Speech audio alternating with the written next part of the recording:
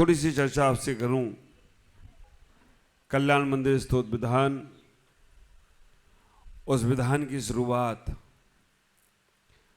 हम इस उपवन मंदिर में कर रहे हैं। ख्याल कर रहे हैं विधान, पूजन और हवन, हम जो सब ये क्रियाएं करते हैं ये हमारे विशेष पुण्य के उदय होते हैं तभी करने का सौभाग्य मिलता है। कल्याण मंदिर स्तोत्र विधान हमारे कुमुद आचार्य ने लिखा है, कुमुद चंद आचार्य ने, उसका भी बहुत प्यारा सा कथानक है। पहले हम पूर्व भूमिका समझे कि विधान, पूजन, पाठ कैसे करना है और क्या भाव दशा को लेके करना है। क्योंकि अगर हमारे पास भाव दशा नहीं होगी, आप लोग भी सौदे में वगैरह बैठ जाएं, खड़े नहीं रहें, जो लोग भी जहाँ जगह मिल रही है वहाँ बैठें। तो आप विचार करना, अगर हमें पूर्व भूमिका नहीं मालूम होगी तो विधान हो जाएगा और विधान के बाद हमारा सबका बिहार भी हो जाएगा। हमें क्या भाव दशा लेकर विधान, पूजन, अर्चन में बैठना चाहिए, क्या हमारे अहोभाव होना चाहिए। हमारे आचार्यों ने इतना बड़ा महत्व बताया है दर्शन मात्र का, भगवान के दर्शन का ही महत्व इतना बड़ा बताया है, तो विधान का तो उससे लाख गुना होगा। हमारे आचार्य कहा करते हैं, जब चिंतो तब श्रेष्ठ फल, लखा फल गमनेर, कोटा कोटि अनंत फल जब जिनवर डिठे। आचार्य कहते हैं कि जब चिंतो तब शेष फल, लखा फल गमनेर, कोटा कोटि अनंत फल जब जिनवर डिठे। जैसे ही भगवान के दर्शन करने का भाव मन में आता है, भगवान के दर्शन का चिंतन का भाव मन में आता है, शेष हजारों उपवास का फल प्राप्त होता है। आप ख्याल करके रखें, ये सामान्य सा कथन नहीं है, हमारे आचार्यों ने जो कहा है, आचार्यों की वाणी है कि शेष उपवास का फल प्राप्त होता है, 1000 उपवास का फल प्राप्त होता है जब भगवान के दर्शन करने का भाव मन में आ जाता है। बहुत से लोग रहते हैं जिनके भाव भी नहीं होते हैं। आप विचार करके रखना, भाव और द्रव में समझने का प्रयास करो। द्रव और भाव किसे कहते हैं? जो तुम शरीर से झुक रहे हो ये द्रव है, और जब तुम्हारे जो परिणाम है, जो विचार है, वो भाव है। अभी हमारा जब प्रतिक्रमण का व्याख्यान मूलाचार में चल रहा है तो उसमें उन्होंने बताया द्रव प्रतिक्रमण, क्षेत्र प्रतिक्रमण, काल प्रतिक्रमण और भाव प्रतिक्रमण। आप विचार करना, मूलाचार में कहा द्रव प्रतिक्रमण, क्षेत्र प्रतिक्रमण, काल प्रतिक्रमण, भाव प्रतिक्रमण। तो द्रव प्रतिक्रमण में उन्होंने कह दिया जो शब्दों का उच्चारण कर रहे हो वो सब द्रव प्रतिक्रमण में आता है। अब द्रव से हमने कोई पाप कमाए हैं तो द्रव में उन्होंने कह दिया, द्रव से तुमने पाप कमाए हैं तो उठने में, बैठने में, चलने में, खाना खाने पीने में जो तुमने पाप कमाए हैं उसके लिए द्रव प्रतिक्रमण आप कर रहे हो। चारों प्रकार के द्रव, क्षेत्र, काल, भाव। क्षेत्र, हम जितने स्थान पर बैठ रहे, उठ रहे, चल रहे, फिर रहे, इसका जो पाप है वो क्षेत्र प्रतिक्रमण से समाप्त करना है। काल प्रतिक्रमण, सुबह, दोपहर, शाम, रात, जो भी समय पे हम पापों का सृजन कर रहे हैं वो काल प्रतिक्रमण के माध्यम से समाप्त करना है। ये दोष लगते हैं, काल में दोष लगे, क्षेत्र में दोष लगे, द्रव्य में दोष लगे, तो भाव में उन्होंने कह दिया कि जो राग द्वेष की परिणति है, राग द्वेष के जो विचार है, उनसे जो आश्रय हो रहा है वो भाव प्रतिक्रमण से हमें समाप्त करना है। समाप्त तो प्रतिक्रमण से होंगे, लेकिन द्रव से पाप आश्रय हो रहा है, क्षेत्र से हो रहा है, काल से हो रहा है, भाव से हो रहा है। तो हम द्रव पूजा करते बहुत बार, द्रव से हमने बहुत बार जन्मों में आचार्यों ने कह दिया है कि अगर तुम्हारी पूजाओं की सामग्री को इकट्ठा किया जाए, जितनी तुम चढ़ा चुके हो ना, आपको भी एहसास नहीं होगा। आप पूजा की सामग्री इतनी चढ़ा चुके हो भगवान को, इतनी चढ़ा चुके हो, अगर उनको इकट्ठा किया जाए तो सुमेरु पर्वत छोटा पड़ जाए। कितना बड़ा है सुमेरु पर्वत? 1,00,000 योजन का, 1000 योजन नीचे है जमीन में और 99,000 योजन ऊंचा है। और एक योजन छोटा मोटा नहीं है, 2 प्रकार के योजन है। एक 2000 कोस वाला योजन है और एक छोटा वाला 4 योजन वाला कोस वाला है। ये 2000 योजन वाला जो कृत्रिम चीजें हैं वो छोटे कोष से नापी जाती हैं, और जो अकृत्रिम में जिनको बनाया नहीं गया हमने वो बड़े कोष से नापी जाती हैं। तो हम उसका नाप नहीं ले सकते हैं, हम उसकी गिनती केवल श्रद्धाओं में कर सकते हैं, हम जो नापने जाएं मुश्किल है। लेकिन एक चीज़ जरूर समझना है, जो सूर्य और चंद्रमा है ना, अभी सब आएगा विषय। सूर्य और चंद्रमा जो है वो जहाँ तक हमारे भगवान की पहुँच है ना, वहाँ तक सूर्य चंद्रमा की पहुँच नहीं है। कहाँ है? जो सुमेरु पर्वत है 1 लाख योजन का, 99,000 योजन ऊंचा, उसमें भद्रसाल वन नीचे है। भद्रसाल वन है, सुमनस वन है, नंदन वन है, पांडुक वन है, ये 4 वन है। और 4 वन में भद्रसाल वन, इनके सबके नाप तौल है, इसके सबका गणित है। जहाँ जहाँ प्रसंग मिलेगा वहाँ सब चीज़ें आपको मालूम पड़ना चाहिए कि जहाँ अभिषेक करने के लिए गए हैं तो कौन से वन में गए हैं। सूर्य चंद्रमा जो हैं वो सुमनस वन के ही पास में परिक्रमा लगा रहे हैं, उसके ऊपर नंदन वन, उसके ऊपर पांडुक वन, वहाँ तक भगवान जाते हैं। अगर इस दृष्टि से देखा जाए, जब भगवान वहाँ तक जा सकते हैं, मनुष्य जा सकते हैं, तो सूर्य चंद्रमा पे मनुष्य जाने में क्या दिक्कत है? हाँ, ये चिंतन हमारे पंडित रतनलाल जी इंदौर वालों ने दिया था, अब वो नहीं है। जब उनसे चर्चा हुई तो उन्होंने एक चिंतन दिया कि जब हमारे भगवान पांडुशिला तक जा रहे हैं, सूर्य चंद्रमा तो बहुत नीचे है।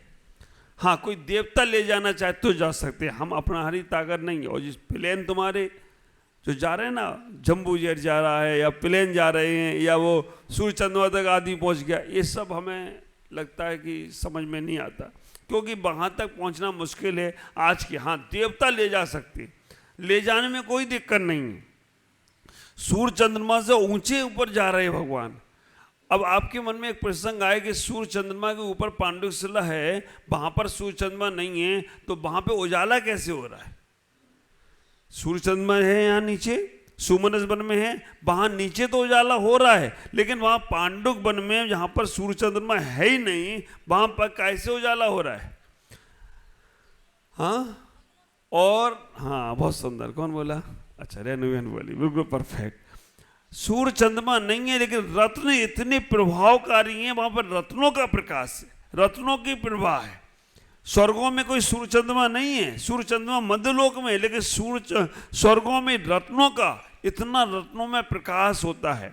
और पहले के लोग हमारे रत्नों में ही बैठ के अपनी पढ़ाई करते थे।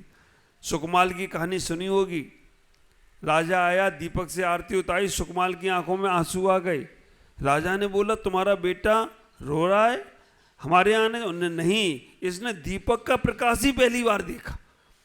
केवल रत्नों में के प्रकाश में ही रहता है, चलता है, रत्नों के प्रकाश में ही ये विचरण करता है। और आपको मालूम है सांप के उसमें कौन सी होती है मणि? नागमणि, नागदमनी नागमणि जो होती है, अगर वो नागमणि रख दी जाए यहाँ पर अंधेरे में तो पूरा बिलगछिया में प्रकाश हो जाए, इतना मणियों में प्रकाश होता है। तो वहाँ पर जो स्वर्गों में है रत्नों का प्रकाश है, वहाँ पर और कोई प्रकाश नहीं है। विचार करना, पांडुशिला पर सूर्य चंद्रमा वहाँ ही हैं। तो जब हम अभिषेक पूजा करने जाते हैं तो द्रव से और भाव से, द्रव की सामग्री हमने इतनी चढ़ा दी है कि सुमेरु पर्वत भी खड़ा हो जाए तो भी तुम्हारी सामग्री खत्म नहीं होगी। और जितना तुम अभिषेक कर गए ना, अभिषेक करते हो भगवान का, अभिषेक में तुमने इतना जल चढ़ा दिया है कि अगर इकट्ठा किया जाए तो बड़े बड़े महासागर बन जाएं, इतना जल चढ़ा चुके हो, लेकिन फिर भी कल्याण नहीं हुआ, क्योंकि द्रव से हम भाव में नहीं आ पाए। और द्रव से जब तक भाव में नहीं आएंगे तब तक हमारा कल्याण की श्रुति नहीं जमेगी।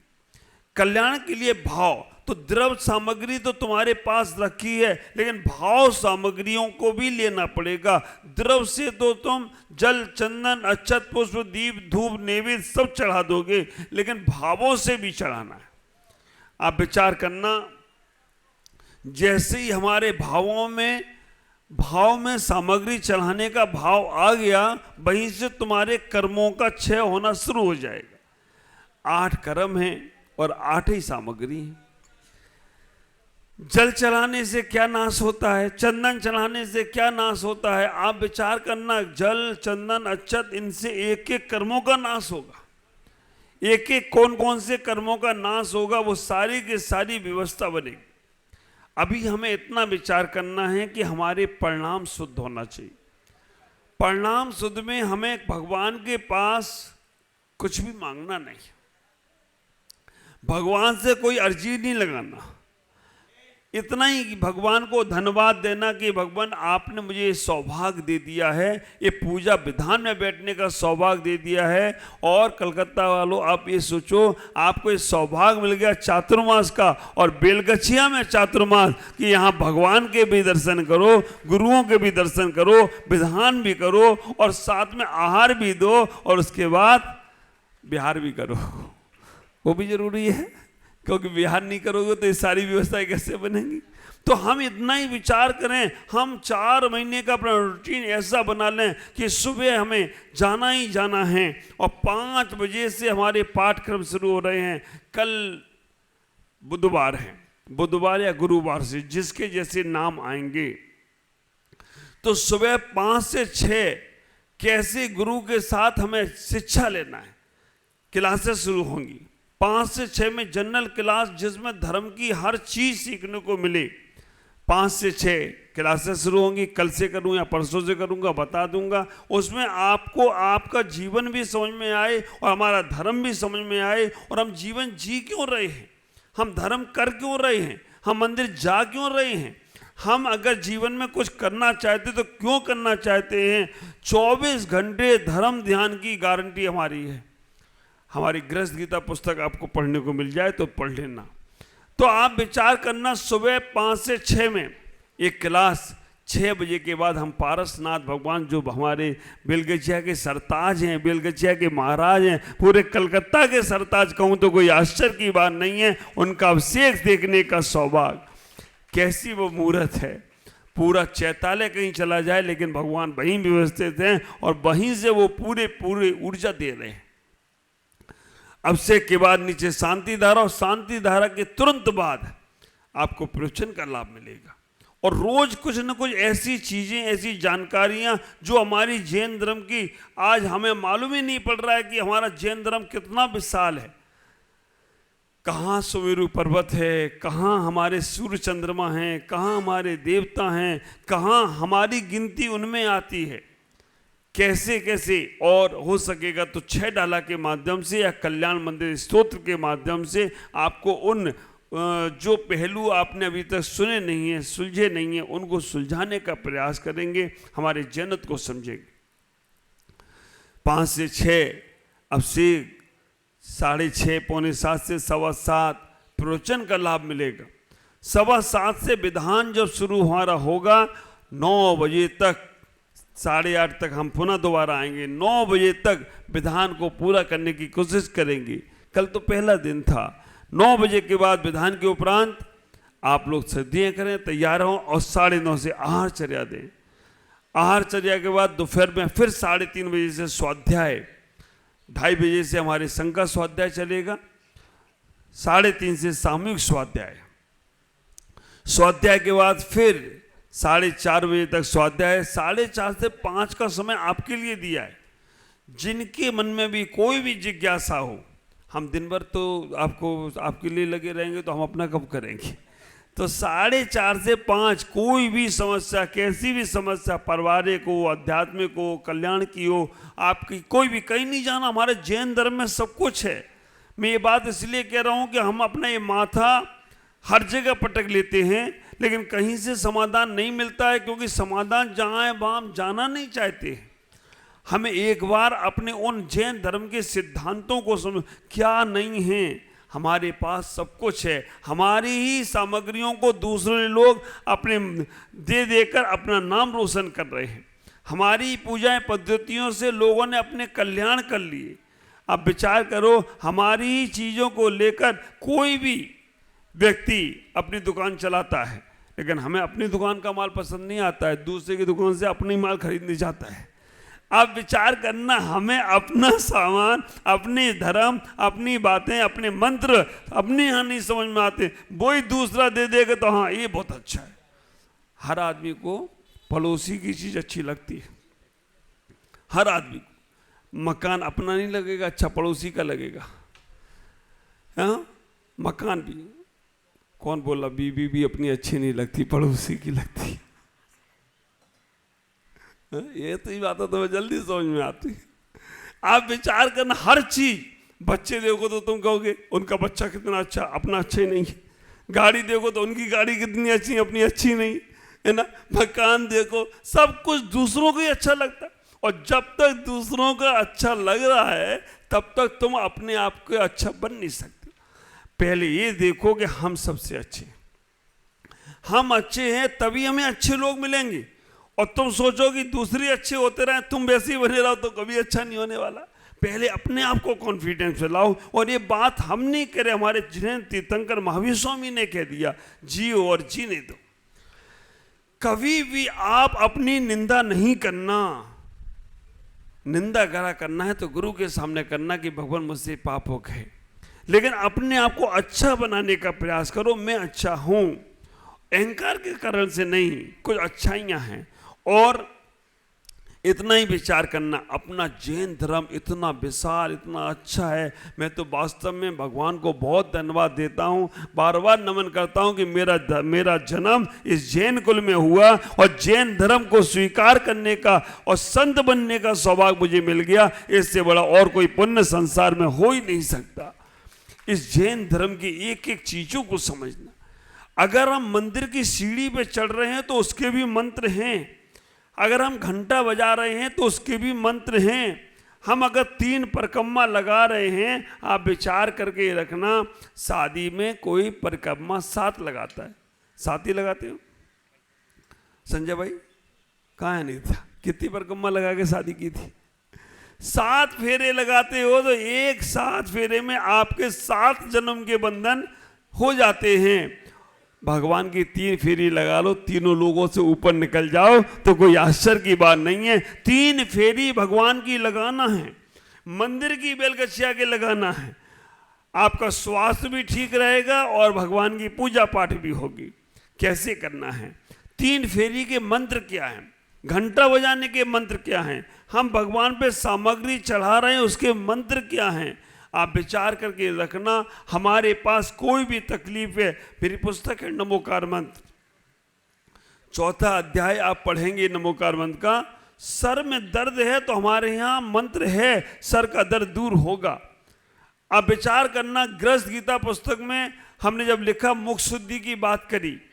मुख शुद्धि अभी हम पेस्ट से करते हैं, मंजन से करते हैं, दांतों से नहीं कर पाते हैं।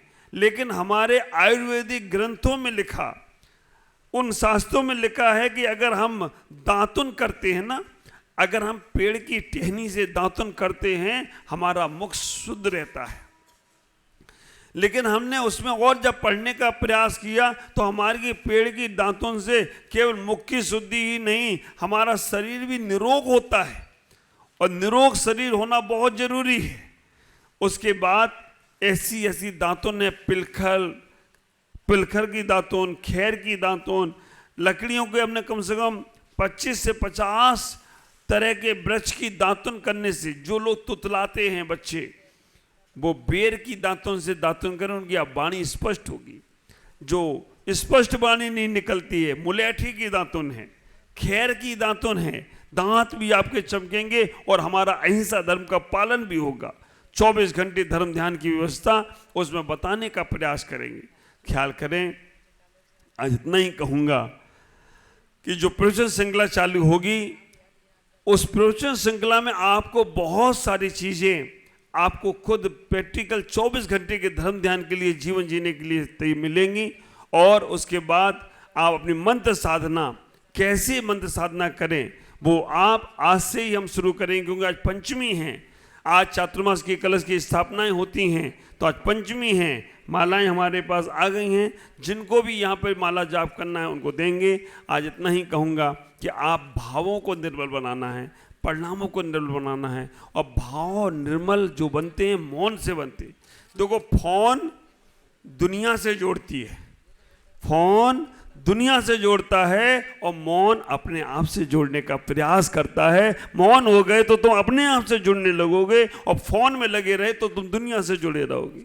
फोन से जुड़ोगे तो बिल देना पड़ेगा, और मौन से जुड़ोगे तो दिल देना पड़ेगा। ये बात का ख्याल करना है। फोन से जुड़ोगे तो बिल देना पड़ेगा, और मौन से जुड़ोगे तो दिल देना पड़ेगा। और फोन से जुड़ोगे तो झंझट में पड़े रहोगे, क्योंकि कब कौन फोन पकड़ ली। आजकल तो रिकॉर्डिंग, और आजकल तो सेविंग, और आजकल तो सारा, तुम पहले नहीं पता चलता था कि कौन कहाँ है, आजकल तो लोकेशन आती है, कब खोला कब बंद किया सब आ रहा है। फोन से जुड़ोगे तो झंझट में पड़ोगे, और मौन से जुड़ोगे तो झंझटों से मुक्त हो जाओ, तो कोई आश्चर्य की बात नहीं है। ख्याल करना, फोन बाहर भटकाता है और मौन अंदर की यात्रा कराता है। फोन दूसरों से जुड़ाता है और मौन अपने आप से जुड़ाता है। फोन संसार की यात्रा है और मौन संन्यास की यात्रा है। फोन अपने जीवन में बाहर के लोगों को प्रभावित करता है, मौन अपनी आत्मा को प्रभावित करता है। फोन तुम्हारे जीवन में तुम्हें वो कुछ दिखाएगा जो तुम्हें नहीं देखना है, और मौन वो दिखाएगा जो तुम्हारा अपना है और तुम्हें अपने तक पहुंचाने का प्रयास करेगा। तो आप विचार करके रखना। ये सारी चर्चाएं आपसे करूंगा। आज इतना ही। ओम नमः। जय गुरुदेव।